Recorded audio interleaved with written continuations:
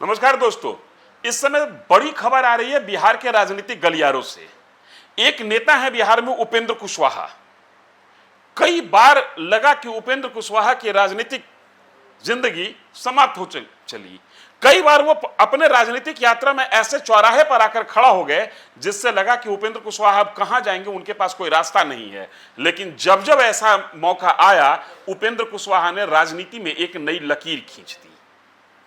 हालिया हुए राज्यसभा चुनाव में वो राज्यसभा जाने में अपनी पार्टी के कोटे पर, अपनी पार्टी के सिंबल के साथ राज्यसभा जाने में कामयाब रहे। और इस बार प्रश्न था उनके बेटे को लेकर, और जो जानकारी मिल रही है, उनके बेटे के राजनीतिक जीवन को ऑक्सीजन मिलने की तैयारी हो गई है। कहा तो जा रहा था कि मंत्री परिषद से वो चलता हो जाएंगे, लेकिन अभी जो खबर आ रही है उस खबर को अगर माने तो दीपक प्रकाश न सिर्फ सम्राट चौधरी मंत्रिमंडल का सदस्य बने रहेंगे, बल्कि दीपक प्रकाश अब विधान परिषद का सदस्य भी होंगे। आप देखना शुरू कर चुके हैं न्यूज फॉर नेशन। मैं हूं आपके साथ धीरेन्द्र।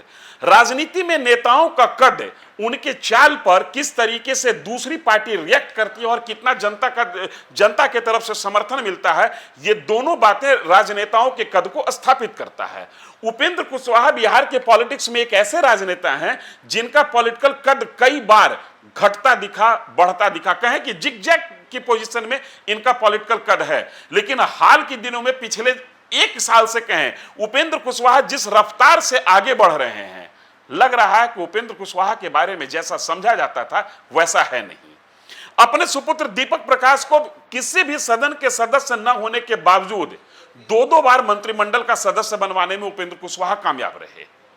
दीपक प्रकाश बिहार विधानमंडल के किसी भी सदन के सदस्य नहीं है, और सुप्रीम कोर्ट ने जब इस पर टिप्पणी की कि वो कैसे अभी तक मंत्रिमंडल का सदस्य बने हुए हैं, तब एक बात पिछले 24 घंटे से बिहार के राजनीतिक गलियारों में तय मानी जा रही थी कि दीपक प्रकाश किसी भी क्षण सम्राट चौधरी मंत्रिमंडल से इस्तीफा दे सकते हैं या उनसे इस्तीफा ले लिया जा सकता है। लेकिन अभी जो खबर आ रही है, उस खबर के मुताबिक दीपक प्रकाश के लिए ऑक्सीजन उपलब्ध कराया है किसी और ने नहीं, बल्कि बीजेपी ने। देवेश कुमार का कार्यकाल, जो बीजेपी के विधान परिषद सदस्य हैं, जो दीपक प्रकाश के लिए कहें कि पॉलिटिकल ऑक्सीजन मुहैया करा रहे हैं, उनका कार्यकाल 16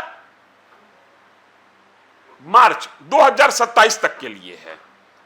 और ऐसा कहा जा रहा है देवेश कुमार इस्तीफा देंगे और उन्हीं की जगह पर दीपक प्रकाश विधान परिषद का सदस्य होंगे। लब्बो लुआब यह है कि विधान परिषद में अगर जो दीपक प्रकाश की एंट्री हो जाती है तो मंत्रिमंडल में वो कंटिन्यू कर जाएंगे। ये दीपक प्रकाश के कद को नहीं बता रहा है, ये पूरा का पूरा घटनाक्रम उपेंद्र कुशवाहा के राजनीतिक कद को स्थापित करता है। बिहार की राजनीति में और खासकर बीजेपी या एनडीए के लिए उपेंद्र कुशवाहा कितना महत्वपूर्ण हो गए, इसका अंदाजा लगाइए कि बीजेपी अपने सिटिंग एमएलसी से इस्तीफा करा के उनके बेटे दीपक प्रकाश के लिए रास्ता तय कर रही है और रास्ता बना रही है। एक कहानी मुझे याद आती है।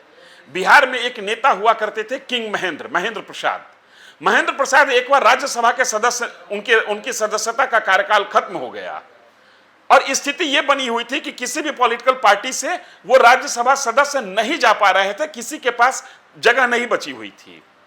उस समय महेंद्र प्रसाद ने उत्तर प्रदेश के एक छोटी सी पार्टी के राज्यसभा सदस्य को उत्तर प्रदेश से इस्तीफा दिलवाया और उनके लिए विधान परिषद में, उत्तर प्रदेश के विधान परिषद में एक सीट मैनेज की और खुद वो राज्यसभा चले गए। वहां से महेंद्र प्रसाद का कद किंग महेंद्र के रूप में स्टैब्लिश हो गया। आज कमोबेश वैसी ही स्थिति बिहार में बनती हुई दिख रही है, जब उपेंद्र कुशवाहा अपने बेटे के लिए बीजेपी के एक सिटिंग एमएलसी का इस्तीफा करा रहे हैं और उस सीट पर बीजेपी के, माफ कीजिएगा, उपेंद्र कुशवाहा के सुपुत्र दीपक प्रकाश एमएलसी बनने जा रहे हैं।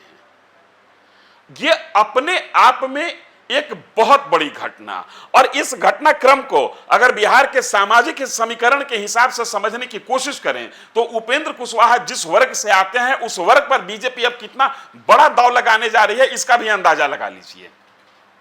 सम्राट चौधरी जो कि बिहार के मुखिया हैं, मुख्यमंत्री हैं, वो भी उसी वर्ग से, उपेंद्र कुशवाहा भी उसी वर्ग से। और उपेंद्र कुशवाहा खुद राज्यसभा गए हैं तो वो एनडीए में और खासकर बीजेपी की मेहरबानी से गए हैं, बीजेपी के वोट के आसरे गए हैं। और अब उपेंद्र कुशवाहा के सुपुत्र के लिए बीजेपी जिस तरीके से रास्ता बना रही है या जिस तरीके से रास्ता दे रही है, यह उपेंद्र कुशवाहा का बिहार की राजनीति में बढ़ता हुआ कद बताता है, दिखलाता है और स्थापित करता है। दीपक प्रकाश, जिसके बारे में यह कहा जा रहा था कि सुप्रीम कोर्ट की टिप्पणी के बाद सम्राट चौधरी के मंत्रिमंडल से जाना इनका तय है, चूंकि दीपक प्रकाश किसी भी सदन के सदस्य नहीं थे।